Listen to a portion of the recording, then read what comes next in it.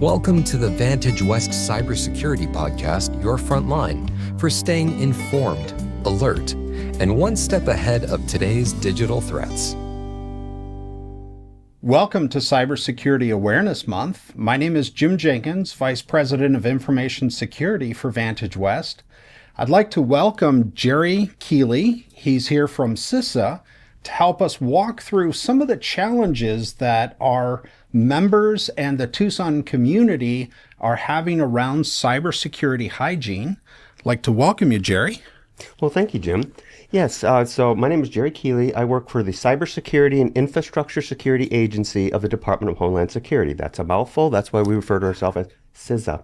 So I've been with CISA for a couple years, and prior to that, I was the Chief Information Security Officer for Pinal County Government, and I retired after 17 years. I have been a member of the Tucson community for 35 years, and so I am local here, and cybersecurity is very important to me. It's been a career mission of mine. I was in IT prior, moved into cyber, and I really enjoy working in cyber because it affects everybody at every level. Nobody can say that cybersecurity is not something that they need to pay attention to.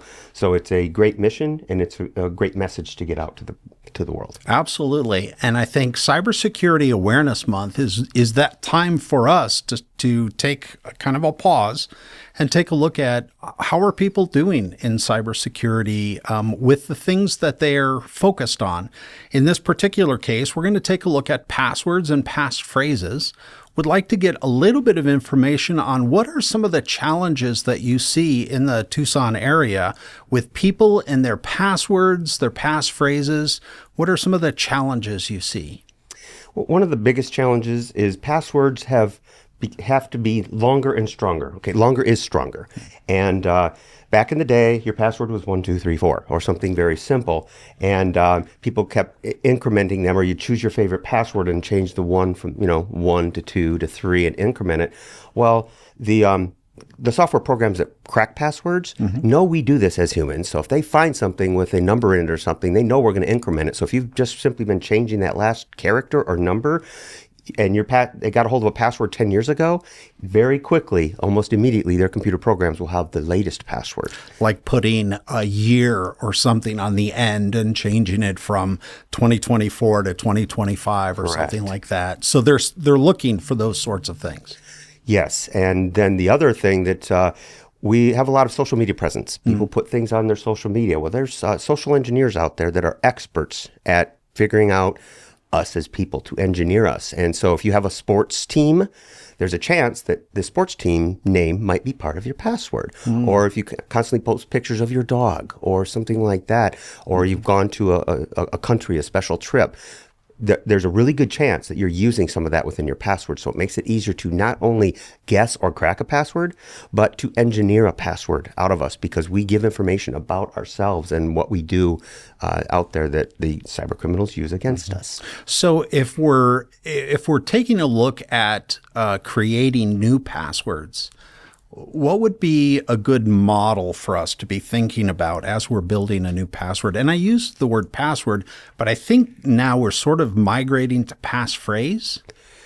So NIST, the National Institute of Standard and Technology, I believe it is, came out with a recommendation way back in 2017 that passphrases were a much better way, much more secure way of using passwords. It hasn't really caught on, though. Unfortunately, many websites you go to will require password complexity. Length and complexity together make it stronger, okay?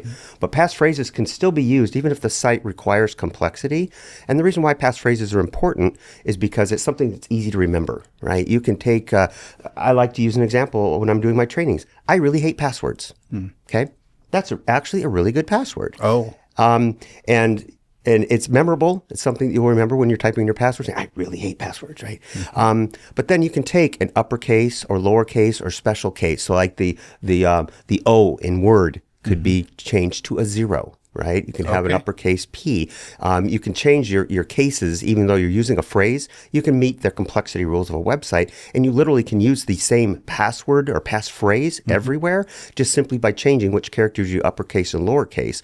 Makes it memorable, makes it reusable. And then here's another really cool trick, is if you take your favorite passphrase that you've special cased, go ahead and add the website's name to the beginning or the end or the middle of your passphrase. You've done a couple things. First of all, you've made it unique to that site, but secondarily, still memorable, but it also adds more length. So if your password is whatever, and you say whatever Amazon, you've just added a bunch of characters to the end of it, and you've exponentially increased the complexity of that password. Why is complexity so important in a password?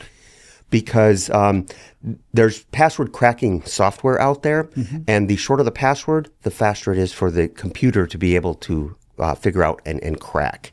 And so if you have a password that's only 4 characters or even 8 characters, those passwords can be cracked in a matter of seconds. Okay. And now, when you start talking about quantum computing, that exponentially just goes out the window, right? As far as time and the ability of these computers and software to be able to crack your password. And when you say crack, to figure them out. Figure them out, yes. Right. So passwords generally are not stored out in plain text in the world. They're stored with a hash. They're encrypted at some level. So a computer program will have to decrypt that. It's not like oftentimes your passwords, there are methods of getting that, but there's oftentimes your passwords are stolen in an encrypted fashion.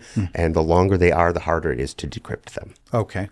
Do you have examples of folks that you've worked with where you've seen bad passwords and have given them guidance, and as an advisor, cybersecurity advisor for CISA, you've given them advice to make changes? And what are those types of changes that you would recommend? So one of the sites, I did a training of some school teachers, some K-12 school teachers on this. And so I had them go to haveibeenpwned.com, which is PWND, I believe. Okay. And you can type in your password, and it will tell you the strength or complexity and how good it is. And it works out really well if you want to compare your password to another password. Say, is this one stronger or not? And it basically gives you a calculation. It's not realistic in the amount of time it takes to crack, because a computer will crack it much faster, but you can do a comparative analysis. And I use that example because most of these teachers, unfortunately, were using extremely weak passwords. And so when they did it, they were really surprised that their password could be cracked in 2 microseconds. And they're just like, this is not even a password at all. Yeah. And so I used that as kind of a training tool. And then we got into the passphrases and building in complexity and things. So now they could see how they can secure themselves without having to go ask anybody or anything like that, or getting hacked to find out that you made a bad choice. You can use this system to check it in a nice, safe place. And because you're just entering the password into the website, it's not coupled with a username, so it's really not a way for anybody to use that against you. Got it. And once a password is cracked, I would imagine that there are challenges that people are reusing their passwords over and over again. So once the password is cracked on one site, potentially everywhere else that you've used it is open and potentially exploitable. So, are there recommendations that CISA has around password reuse? So first of all, don't. All right, that's the simple recommendation. But so what happens is if you do lose your passwords, I'll give you an example. In 2021 alone, over 12 billion username and password set were stolen off the internet. 12 billion. Okay, there's roughly 7.9 billion people on the planet, and about 4 billion people actually use the internet. So rough numbers, about 3 usernames and password sets for every internet user was stolen in 2021 alone. I'm not even going back any further than that. So that should already alarm you that your passwords are out there. Well, when your password is gotten by a criminal, they don't sit there and go to the websites and try to key it in. They have computer programs that fly through the internet and test your username and password set on every internet site you can think of. It crawls the internet. So if you have a password that you've reused anywhere, they will find it. They will find out where else it's been used, and they will be able to get in to any other systems that you use. So that's why you don't want to reuse them. And then also, and one of the easy tricks that we tell people is get a password keeper. Okay. And the reason why those are very valuable is you really, at the end of the day, only need to memorize one password ever. Make it long, strong, ugly password. It's the only one you need to keep up in your head. Sure. Because then once you're in your password keeper, not only will it store all your passwords in there, but it also has a section where you can put comments or like your security words and stuff like that, which I can explain in a moment. But it also has auto generate. So it'll actually create this super long, ugly password. The nice thing, you don't ever have to memorize it. So you don't really care if that password is gobbledygook because you just simply go in your password keeper, look it up, and just key it in off of that. Yeah. Password keeper, same as password manager. I'm thinking when people are looking on their device and they go to their store for whatever their device is, they should be looking up password manager or password keeper and taking a look for something that can help them. That's probably there may be a cost to that typically. And there usually is. And one thing I like to also say is free is not always free. Right. There was an instance where some enterprising folks decided to start a free password manager, put it out on all the stores, and they were simply just collecting everybody's username and passwords and using them against those folks. So, they're not real expensive, $4 a month maybe for a family plan, maybe a couple dollars a month. But for your safety, $25 a year to protect all of your crown jewels and everything that you get into. There's also an added benefit. If you have family shared passwords, there's no safe way to share a password if you have to change it, okay? In my household, my wife does most of the bill paying and banking and things like that. Periodically, she has to change her password. There's no safe way she can tell me what the new password is. But we go into the same shared password manager and we look up that password. We always know what the latest and greatest is.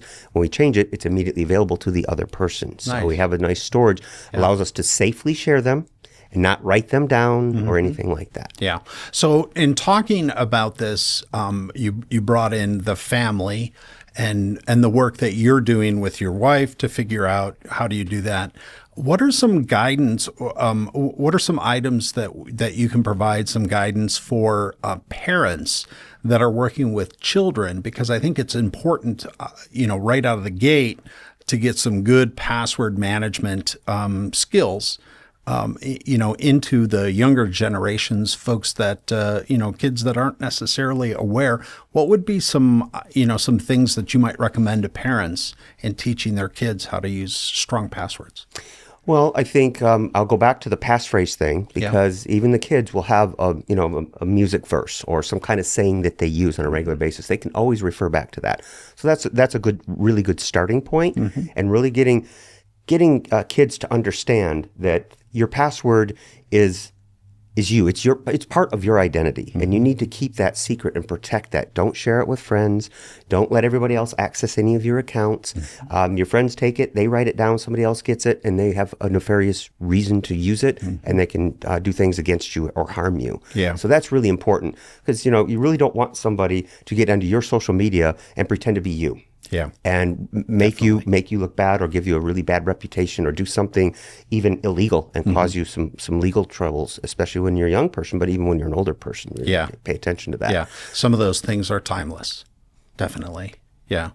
Well, this has been a really great conversation, great guidance on passwords, passphrases, how to create unique ones, to use them on different sites, unique across the board, a password keeper or manager, to keep track of them, and really to help the kids in our community to figure out, here are some skills that you need. Let's do this in a strong way. So thank you for joining us. This is just one of our segments for Cybersecurity Awareness Month. Please join us on a regular basis, on a weekly basis. We'll be bringing out some new content for you. So we'd like to have you join us at that point. Jerry, thank you very much for joining us today. Thank you, Jim.